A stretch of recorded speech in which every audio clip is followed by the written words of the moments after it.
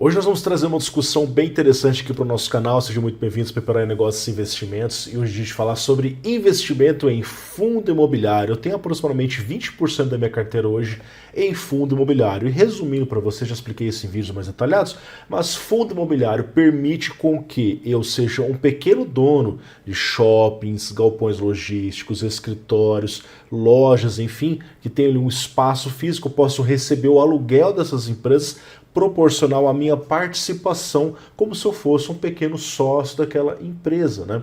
Lembrando que os rendimentos dos fundos imobiliários são isentos de imposto de renda até agora, 2026, e costumam pagar mais de 1% ao mês, que é mais do que um aluguel tipicamente paga. Digamos que eu tenha 200 mil e compro uma casa para alugar. Geralmente eu vou ganhar de 0,4% a 0,6% ao mês. Às vezes pode ser que ganhe um pouquinho mais, mas enfim, geralmente é nessa faixa. E o aluguel é tributado na pessoa física. Eu vou ter que pagar imposto, 27,5% até 27,5% ali na minha pessoa física. Enquanto que os fundos imobiliários você ganha mais e ainda é isento, né? Porém, os milionários e bilionários geralmente não investem em fundo imobiliário. Então, Lucas, se os caras que realmente têm a porva na mão não estão investindo, então quer dizer que não vale a pena. Ficou meio estranho, né? A gente vai entender hoje sobre esse assunto no vídeo. Vamos ver comigo aqui. Por que não investir em FII? Porque é um produto, na nossa opinião, FII são fundos imobiliários, tá, pessoal? Vamos lá. nada contra, né? Mas com rentabilidade de renda fixa e risco de renda variável. Legal. Então, se eu vou correr risco de renda variável, eu quero ter retorno de renda variável. Né? E com as ações, várias no nosso portfólio já se multiplicaram múltiplas vezes. Meu Deus. Então, se encontrar uma Unipar nos FIIs, não é possível. Senhora, essa aí Nas estourou, né? ações, nas ações é possível. Apesar de pagar dividendos. Apesar Porque de muita pagar gente mensal. confunde. Essa moça aqui é a Luiz Barsi, que é a filha do Luiz Barsi Filho. Já falei sobre ele aqui. Esse senhorzinho aqui que tem mais de 80 anos, ele é o maior investidor pessoa física da Bolsa Brasileira. Ele tem mais de 4 bilhões em patrimônio investido ali na Bolsa. E ela também tem o seu patrimônio, da última vez que eu vi, estava na casa dos 17 milhões. E ela fala que não investe em fundo imobiliário, que eles preferem investir em ações, até porque o negócio deles, o main business dele é o AGF, Ações Garante o Futuro. Então, por trás de todo aqui o negócio deles, tá o foco das ações, que foi justamente o que o pai dela desenvolveu ao longo de todos esses anos, tá? Mas ela fala um ponto que eu, na verdade, eu não concordo, que é o que? O fundo imobiliário ele traz a rentabilidade da renda fixa com o risco da renda variável, no caso ali as ações. Esse risco ele não é tão acentuado quanto as ações convencionais. Fundos imobiliários eles são mais consistentes, eles pagam todos os meses você e geralmente não oscilam tanto o valor da cota desde que seja um bom fundo imobiliário. A tendência é que ele continue ou andando em linha reta ou em leve subida no cenário que a gente está agora de tendência de queda de juros, favorece muito os fundos imobiliários, tá? A taxa de juros Selic caiu de 15% para 14,5% e isso vai alavancando os próprios fundos imobiliários. Então, assim, o risco não é exatamente o mesmo que você corre com ações, ele é um pouco menor e acaba sendo que o fundo imobiliário acaba tendo uma adesão mais fácil para as pessoas entrarem nas ações. Primeiro elas começam no fundo imobiliário e depois elas partem para as ações. Então, o fundo imobiliário, na minha visão, ele é uma porta de entrada para o mercado de renda variável. Exatamente. Essa é a grande atratividade, na minha opinião, né? São duas. O fato de ser um fundo imobiliário, então as pessoas às vezes se sentem mais confortáveis em investir naquilo que elas entendem que é, né? Estão mais familiarizadas do que ações.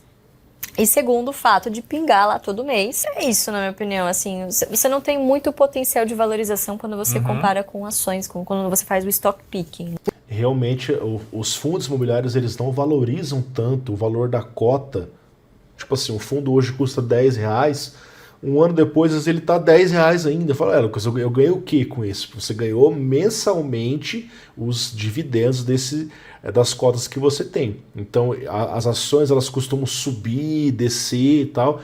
Os fundos imobiliários eles ficam ali muito próximos do que eles sempre estão, porque eles estão pagando para você todos os meses. Então, para quem busca uma renda passiva mensal, é uma alternativa interessante e eu mesmo utilizo, tá? Vamos continuar vendo sobre o assunto. Por que os bilionários não usam isso então?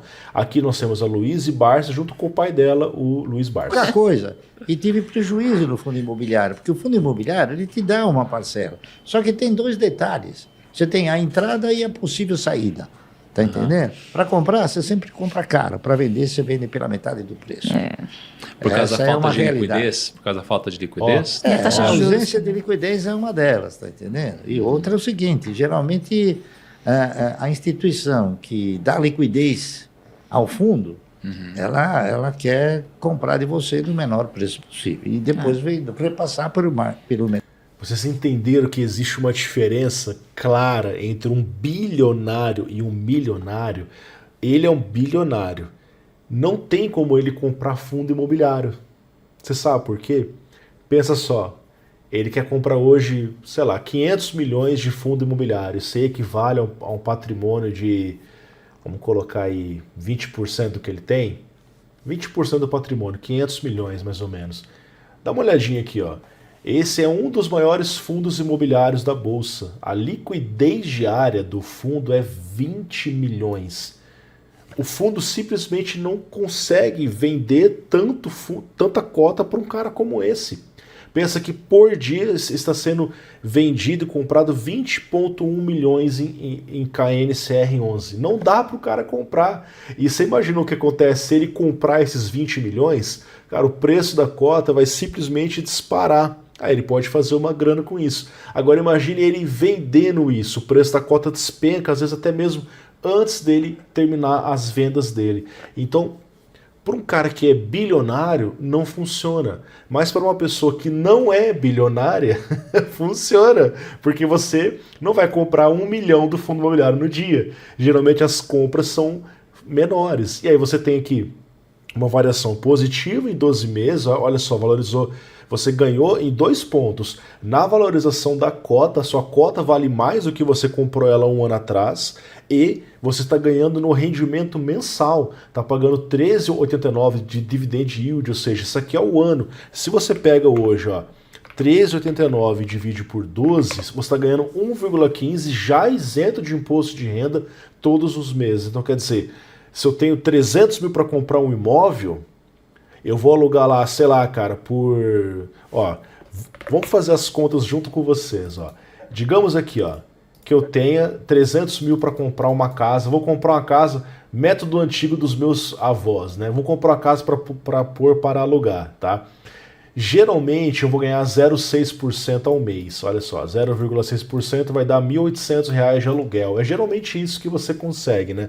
Agora eu vou ter que pagar imposto de renda. Pois é, cara, imposto de renda pessoa física para aluguel. Se eu pegar os mesmos 300 mil e comprar do fundo imobiliário, claro que a rentabilidade passada não é a garantida rentabilidade futura. Mas digamos que eu consiga esses 13,89%. Então olha só, vamos calcular. 13,89% dividido por 12, 1,15% ao mês. Então, eu estaria ganhando aqui 1,1575% ao mês, que daria 3.472. Olha isso, cara. Com os mesmos 300 mil reais, eu ganharia 1.800 no aluguel. Lembrando que no aluguel eu posso ficar sem alugar, o meu inquilino pode simplesmente me dar calote. Aí eu tenho que ficar pagando IPTU, condomínio, se for prédio e tal, enfim. Então eu posso até ganhar menos do que os meus 1.800. Apartamento, casa, enfim, dá problema, tem que arrumar, enfim, cara, tem muita dor de cabeça, por isso que eu não tenho nada para alugar hoje. Agora, olha só, eu posso receber 3.472 no conforto da minha casa. E tem outro detalhe muito importante. Ah, eu quero vender os meus 300 mil fundo imobiliário. Eu vendo hoje. Daqui a 1, 2 dias o dinheiro está na minha conta. E para vender uma casa? Não é fácil assim, né? E dá uma olhadinha nisso daqui, ó. 3.472 vezes 12, eu consigo fazer 41.600 com 300 mil investido em fundo imobiliário. Se fosse apenas um fundo imobiliário, o ideal é você diversificar. No aluguel, com sorte, eu faria 21 mil, cara, é metade do valor. Fora que aquilo, eu tenho que descontar imposto de renda, descontar gasto e tal, enfim, cara, gasto com imobiliária. É complicado, cara. Então, assim, as pessoas que têm bilhões, realmente eu concordo, não faz sentido mesmo você ir para fundo imobiliário, tá? Aqui nós temos um vídeo para complementar do Rob Correia. Imobiliário é tão bom assim, por que nenhum rico investe nisso? Os ricos são burros? Ou será que é você que está sendo enganado? As pessoas que investem em FIIs querem aumentar o patrimônio, querem dinheiro pingando na conta todo mês. E o rico quer o quê? Ele também quer cada vez mais patrimônio e cada vez mais renda. Se eles querem a mesma coisa que você, então por que os ricos simplesmente ignoram os fundos imobiliários? Até o final do nosso bate-papo de hoje, você vai entender duas coisas. Por que os ricos não precisam dos fundos imobiliários e por que a classe média precisa mais do que imagina. O problema não está no FII, está em não entender o jogo que você está jogando. Por que o Barsi, com seus 4 bilhões de reais de patrimônio, não compra fundo imobiliário? Se ele quiser colocar apenas 1% disso em um FII, estamos falando de 40 milhões de reais. Não dá pra o comprar. MXRF11, o fundo imobiliário com o maior número de cotistas da Bolsa, negocia 19 milhões de reais por dia. Se o Barsi tentar comprar isso em um único dia, ele sozinho consome toda a liquidez do fundo e faz a cota disparar. Ele ia pagar caro demais para entrar. E se precisasse sair, ele ia derrubar o preço e perder milhões de reais na venda. Para você que quer investir 1.000, 5.000, 10.000 reais no MXRF, aí tá super tranquilo, é um oceano de liquidez. Você vai apertar um botão e pronto. O dinheiro vai entrar ou vai sair na hora. O Barsi, ao invés de MXRF, ele vai preferir comprar ações do Banco do Brasil, que negocia 950 milhões de reais todo santo dia. E é segurança para você, que é ter o dinheiro na conta em 2 dias? Para ele é um risco de ficar preso numa posição que é muito difícil de sair. O que é um oceano para você é uma poça d'água para ele. Você nada confortável. Ele fica preso pelo próprio tamanho. Entendeu a charada? O primeiro motivo que o rico ignora aquilo que você tanto ama é puramente matemático. Ele é grande demais para esse parquinho. Não Matou a questão. Ele é grande demais, simplesmente isso. Enfim, esse vídeo aqui, pessoal, tem diversos pontos, mas esse é o ponto principal que explica o porquê milionários e bilionários não costumam investir em fundo imobiliário, mas pessoas emergentes que estão ali crescendo seu patrimônio geralmente fazem, que é justamente o meu caso, tá? Tenho um imóvel de 900 mil reais e recebo 3 mil reais todos os meses de aluguel. A pergunta desse inscrito e aluno é se vale a pena ele vender esse imóvel e transformar isso em um investimento em fundos imobiliários, que também gera recebimentos todos os meses, só que talvez, na opinião dele, possa gerar rendimentos ainda maiores. E sim, vale a pena vender o imóvel e transformar ele em um investimento em fundos imobiliários nesse caso. Por quê?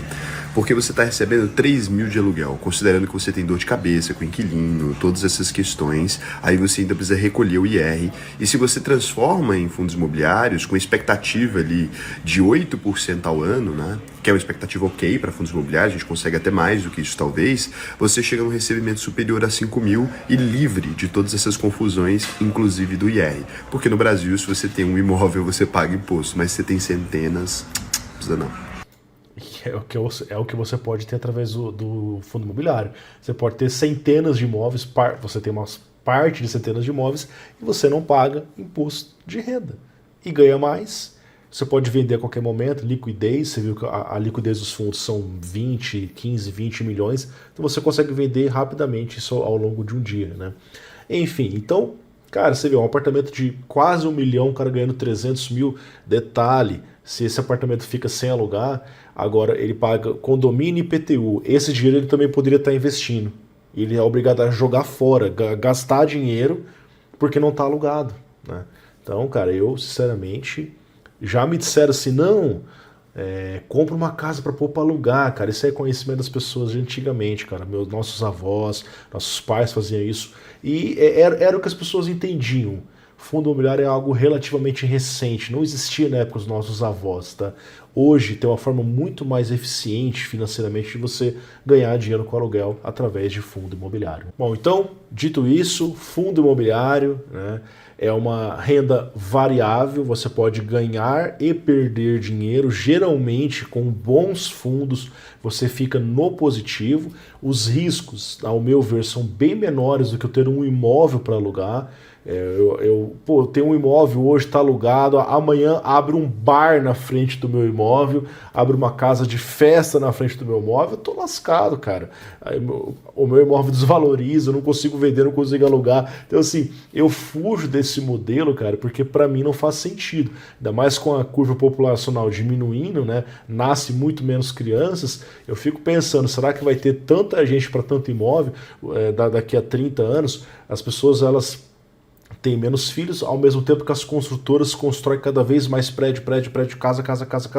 Será que vai ter gente para tanto imóvel? Se um dia chegar a sobrar imóveis, com certeza o meu imóvel velho, de 30 anos, né, que a gente está falando de 30 anos no futuro, com certeza ele vai estar muito desvalorizado. Até para vender eu vou tomar uma naba e aí vou ter que pagar mais 15% de imposto na hora da venda desesperada dele. É isso aí, pessoal. Muito obrigado, mais um videozinho aqui. Fundo Imobiliário, até mais. Tchau, tchau.